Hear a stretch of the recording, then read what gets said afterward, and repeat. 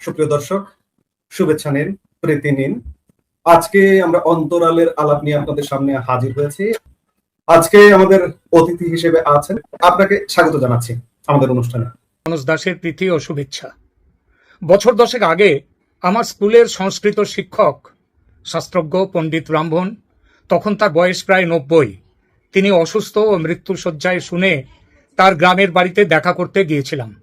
অসুস্থ ছিলেন, তবু বেশ কিছু কথা হয়েছিল তার সঙ্গে, যার মধ্যে একটা বিষয় ছিল মুখ্যমন্ত্রী মমতা বন্দ্যোপাধ্যায়ের দেবী মূর্তির চক্ষুদান, বিশেষ করে পিতৃপক্ষে চক্ষুদান, পূজা উদ্বোধন ও ভুলভাল মন্ত্র উচ্চারণের বিষয়গুলো।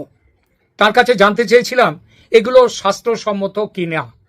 তিনি এসব কাজকে শুধু যে অশাস্ত্রীয় বলেছিলেন তা নয়, বলেছিলেন এসব কাজ পাপ, আর পাপ বাপকেও ছাড়ে না, কর্মফল ভোগ করতেই হয়।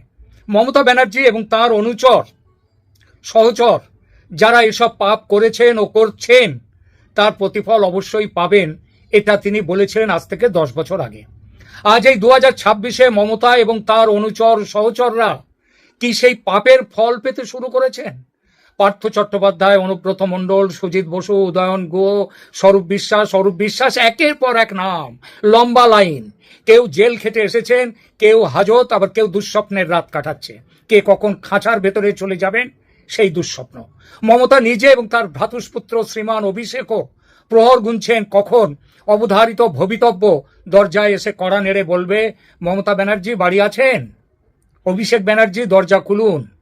আমার শাস্ত্রজ্ঞ পণ্ডিত মশাই এখন বেঁচে থাকলে দেখা করে বলতাম, আপনার কথা সত্যি হয়েছে, মমতার পতন হয়েছে, তার দল ভেঙে চুরমার হয়ে যাচ্ছে। পণ্ডিত মশাই 2 বছর আগে মারা গেছেন। পণ্ডিত মশাই বেঁচে থাকলে ধীরে কিন্তু খুব দৃঢ় কণ্ঠে বলতেন, শাস্ত্রের বচন মিথ্যে হয় না। এমন ছিল শাস্ত্রের প্রতি, শাস্ত্রের বচনের প্রতি তার অগাধ বিশ্বাস। শাস্ত্র এ বিষয় কি বলে সেই আলোচনা করব আজকের প্রতিবেদনে। বিষয়টা নিয়ে বেশ কিছু চর্চা করে তবে আপনাদের সামনে এসেছি। ভুল ভ্রান্তি হয়ে থাকলে ক্ষমা করে নেবেন এবং সেগুলো আমাকে বলবেন, যাতে আমি আমার জ্ঞান বাড়িয়ে পরবর্তী সময়ে এই নিয়ে নির্ভুল কোনো আলোচনা করতে পারি। চলুন যাওয়া যাক আলোচনায়। আজকের আলোচনা শুরু করি একটি প্রশ্ন দিয়ে। একজন মুখ্যমন্ত্রী কি পূজারী ব্রাহ্মণের ভূমিকা নিতে পারেন? পিতৃপক্ষে কি দেবীর চক্ষুদান করা যায়? দেবীপক্ষ শুরুর আগেই কি দুর্গাপূজার উদ্বোধন শাস্ত্রসম্মত? একজন রাজনৈতিক নেতা যদি বারবার প্রকাশ্যে ভুল মন্ত্র উচ্চারণ করেন, শাস্ত্র তাকে কিভাবে দেখে? প্রথমে মমতা বন্দ্যোপাধ্যায়ের ব্যক্তি জীবন নিয়ে বলি। তিনি ব্রাহ্মণ সন্তান, ব্রাহ্মণের মেয়ে, কিন্তু আবার সেখানে ব্রাহ্মণের মেয়ে, কিন্তু তিনি ব্রাহ্মণের মেয়ে হয়ে তার মায়ের কাজ করেছিলেন কিন্তু 3 দিনে। হিন্দু ধর্মে বিবাহিতা মেয়েরা তারা যদি বিবাহিতা না হন, গোত্রান্তর না ঘটে থাকে, তাহলে তারা ওই তাদের পরিবারের পুরুষদের ছেলেদের যেমন 13 দিনের তাদের শেষ কাজ করতে হয়, সেই রকম তাকেও করতে হওয়ার কথা ছিল।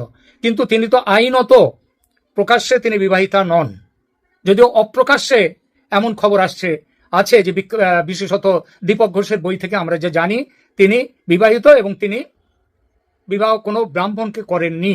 অর্থাৎ তার গোত্রান্তর যদি সত্যিই ঘটে থাকে তাহলে তিনি অব্রাহ্মণ হয়ে গেছেন।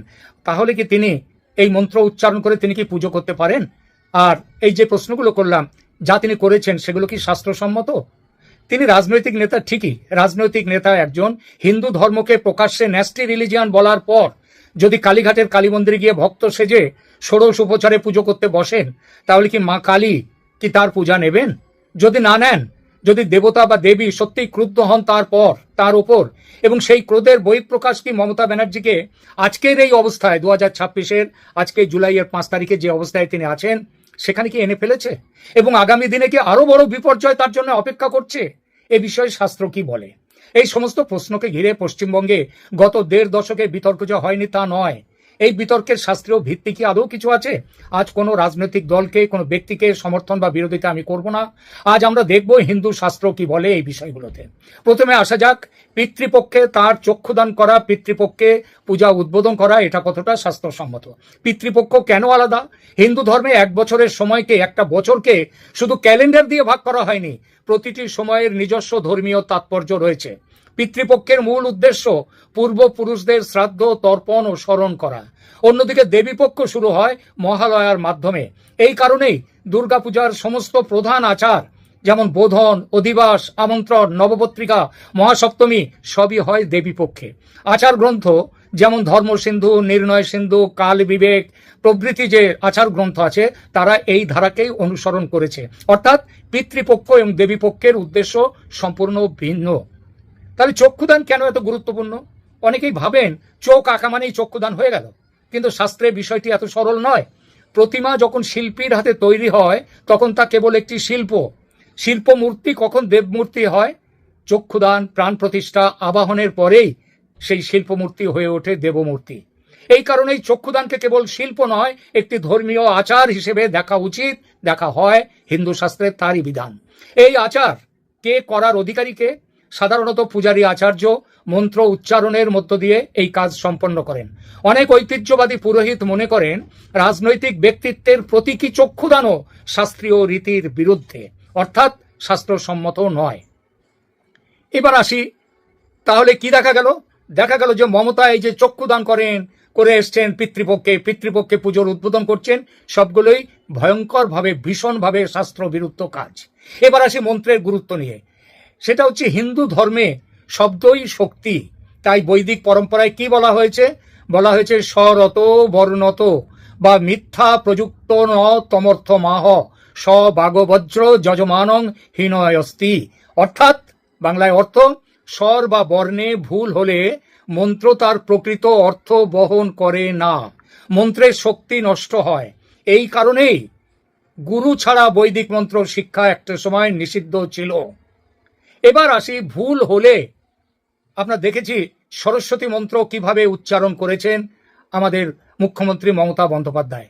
সরস্বতী ও দেবী, দেবী মন্ত্রের উচ্চারণ তিনি যা করেছেন, তার না আছে মাথা, না আছে মুন্ডু, সেটা হাসির খোরাক করেছেন। এবং একবার নয়, দিনের পর দিন তিনি এই ভুল করে গেছেন। ভুল বললে এটা ভুল, আর যদি ইচ্ছা করে বলার হয় মজা করার জন্যে, এই মিডিয়ায় টিকে থাকার জন্যে, ভেসে থাকার জন্যে, ভেসে তো তিনি ছিলেন, কিন্তু তিনি আরো মানুষের নজরকে অন্যদিকে ঘুরিয়ে দেওয়ার জন্য তিনি যদি এগুলো করে থাকেন, এই ভুলগুলো, তাহলে কি হবে?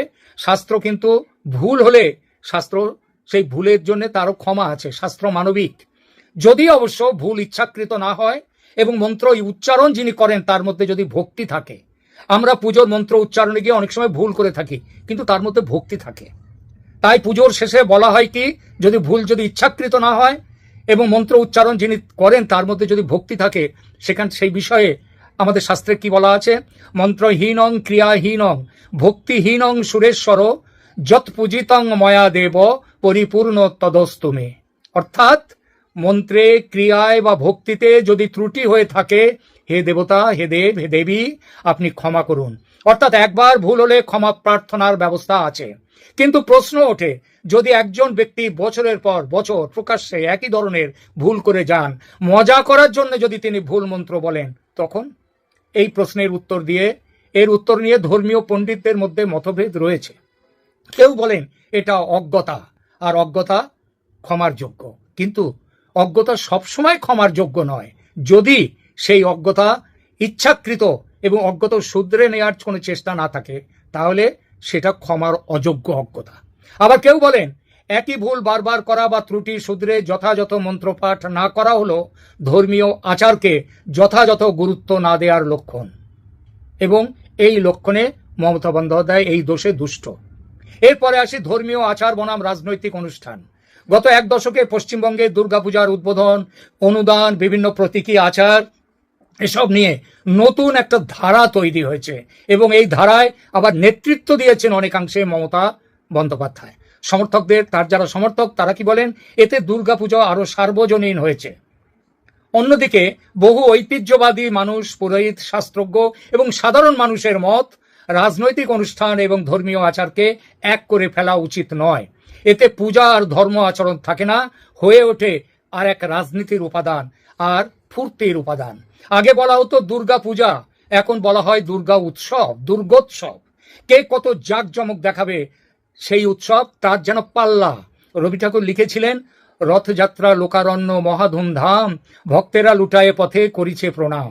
রথ ভাবে আমি দেব, পথ ভাবে আমি, মূর্তি ভাবে আমি দেব, হাসে অন্তর্যামী। সেখানে তবু তো কবি ভক্তদের পথে লুটিয়ে প্রণাম করার কথা বলেছেন। দুর্গাপূজার মণ্ডপে যান, দেখবেন ভক্তি ব্যাপারটা নেই, প্রণাম প্রণতি লুটিয়ে প্রণাম আসে ভক্তি থেকে। আর আপনি প্যান্ডেলে যান, দেখবেন প্যান্ডেল লাইটিং এইসব নিয়ে সবার সব কথা। প্রণাম বড়জোর একটা হাত কপালের কাছাকাছি, তার বেশি নয়, ভক্তি শূন্য একটা হাত কেবল উঠে আসা। আর অন্তর্যামী, তিনি তো পূজার স্থানেই নেই, হাসার, তিনি যে হাসবেন সে হাসার প্রশ্নই ওঠে না। এই বিতর্ক নতুন নয়, ধর্ম সম্পর্কে বিতর্কিত মন্তব্য মমতা বন্দ্যোপাধ্যায় করেছেন, একবার নয় বহুবার। জনপরিসরে বহুবার অভিযোগ উঠেছে যে হিন্দু ধর্ম সম্পর্কে বিতর্কিত মন্তব্য করেছেন প্রাক্তন মুখ্যমন্ত্রী মমতা ব্যানার্জি। রেড রোডের ঈদের মিলনে সম্প্রতি, খুব বেশি কাল আগের নয়, তিনি হিন্দু ধর্মকে ন্যাস্টি রিলিজিয়ান বা গন্ধা ধর্ম বলেছেন। এই নিয়ে একাধিক মামলাও দায়ের হয়েছে তার বিরুদ্ধে। ভারতের সংবিধান বলে, যদি কোনো ব্যক্তি কোনো ধর্মকে অবমাননাকর ভাষায় সম্বোধন করেন, তাহলে তার ধর্মীয় অনুভূতিতে আঘাত করা এবং আইনত তিনি অপরাধী। এই অপরাধের সাজা তাকে পেতেই হবে, মমতাকে পেতেও হবে। এটা দেশের আইন অনুযায়ী অপরাধ, আর শাস্ত্রের বচন অনুযায়ী এটা অপরাধের সঙ্গে পাপ। তুমি ধর্মহীন হতে পারো নিশ্চয়, সে অধিকার তোমার নিশ্চয়ই আছে, কিন্তু কোনো ধর্মকে ন্যাস্টি বা গন্ধা বলার অধিকার তোমার নেই। তাই তুমি যে হরিদাস পাল হও না কেন। কর্মফল নিয়ে শাস্ত্র কি বলে? এই প্রশ্নটা উঠল কারণ আমি প্রথমেই বলেছি, আজকে মমতা ব্যানার্জি এবং তার দল যে জায়গায় চলে এসছে, নেমে এসছে, যেভাবে তার পতন হয়েছে, এই পতন কর্মফল কিনা, সেই প্রশ্নটা নিয়ে এবার আলোচনা করব। কর্মফল নিয়ে শাস্ত্র কি বলে? সবচেয়ে গুরুত্বপূর্ণ প্রশ্ন, শাস্ত্র কি বলে সেই বিষয়। শাস্ত্রে বলছে, যে ধর্ম লঙ্ঘন করবে সে কি অবিলম্বে শাস্তি পাবে? অবিলম্বে, কথাটা খেয়াল করবেন, অবিলম্বে না, শাস্ত্র এত সরল নয়। ভগবত গীতায় কর্মফলের কথা বলা হয়েছে মানুষ কর্ম করবে ফলের প্রত্যাশা না করে। তার মানে এই নয় যে কর্মফল বলে কিছু নেই। বলা হয়েছে তুমি কর্ম করে যাও, কিন্তু তোমার ফলের প্রত্যাশা তোমার করো না, ফল নির্ধারণ করবেন ঈশ্বর। কখন করবেন তিনি, কিভাবে, কোন রূপে, সেটা মানুষের হাতে নেই, আবার মানুষের হাতে আছেও। ঈশ্বর কারো না কারো হাত দিয়ে সেই কর্মফল পাঠিয়ে দেন সেই পাপীর কাছে, যার প্রাপ্য সেটা। তাই কোন নির্দিষ্ট ব্যক্তির রাজনৈতিক বিপর্যয় বা আইনি সমস্যাকে নিশ্চিতভাবে ঈশ্বরের দণ্ড বলা শাস্ত্র দিয়ে প্রমাণ হয়তো করা যায় না, কিন্তু এটা নিশ্চিতভাবে বলা যায় ঈশ্বর দণ্ডদানের নিয়ম চালিয়ে যাচ্ছেন, আর সেটা চালিয়ে যাচ্ছেন তারই সন্তান অমৃতস্য পুত্রা যারা, সেই মানুষের হাত দিয়ে। পশ্চিমবঙ্গের সাধারণ মানুষ যেমন মমতাকে রাজপাট থেকে সরিয়ে কর্মফল দিয়েছে, পরের পর্যায়ে আসবে আদালতের জজ সাহেবদের হাত ধরে তার কর্মফল পাওয়ার কথা। আজকের আলোচনার মূল বক্তব্য একটাই, হিন্দু শাস্ত্র ধর্মীয় আচারের বিষয়ে অত্যন্ত সূক্ষ্ম ও কঠোর বিধান দিয়েছে। পিতৃপক্ষের নিজস্ব মর্যাদা রয়েছে, দেবী পক্ষের নিজস্ব বিধান রয়েছে। চক্ষুদান কেবল শিল্প নয়, ধর্মীয় আচার। তিনি কত ভালো চোখ আঁকতে পারেন এটা দেখাবার অনেক জায়গা আছে, এই প্রতিমার চোখ এঁকে দেখাবার কথা নয়। চক্ষুদান কেবল শিল্প নয়, ধর্মীয় আচার। আর মন্ত্র কেবল শক্তি নয়, শব্দ নয়, মন্ত্র কয়েকটা শব্দের সমাহারতা নয়, মন্ত্র হচ্ছে শক্তি, শব্দ ব্রহ্ম।